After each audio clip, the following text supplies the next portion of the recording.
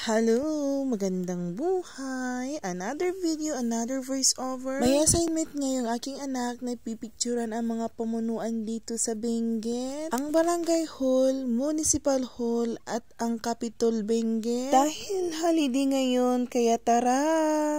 Inuna nga namin dito sa Barangay Hall. Sarado nga lang kasi holiday. Para saan? Ha? Para sa aral pa. Ang sinunod naman namin ay doon sa Municipal Hall at sakto na Strawberry Festival pa ngayon. Kaya naman meron pa silang display dyan na strawberry. Sakto naman maagang natapos yung aking asawa kaya sumama na siya. Huli ngayong Capitol Benguet na pipicturan. Ado nga din at dito na kami sa labas nagpa-picture. Ang ganda nga dito at tanaw mo pa ang kalsada sa baba. Sumama nga yung isang kapatid ko at dalawang pamangkin ko kasi meron kaming pupuntahan pagkatapos nito. At dahil nga food is life, kaya tara, kain na naman tayo.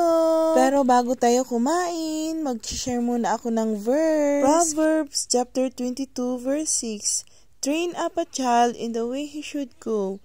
Even when he is old, he will not depart from it. Siyempre, wala tayong ibang pupuntahan kundi dito sa Empire Food Hall. Naadik na ata kaming mag-samgyupsal. Napakamura naman kasi at masasarap yung mga pagkain dito. Tapos na nga yung kanilang promo na may free na drinks, kaya ngayon additional payment na lang. Every Friday pala meron silang kimbap at balita ko meron silang additional na cheese at mga noodles. Nung time na pumunta kami noon nga, natikman ko yung kimbap. Ang sarap-sarap. Patapos nga pala itong video ko kaya salamat sa mga nanonood.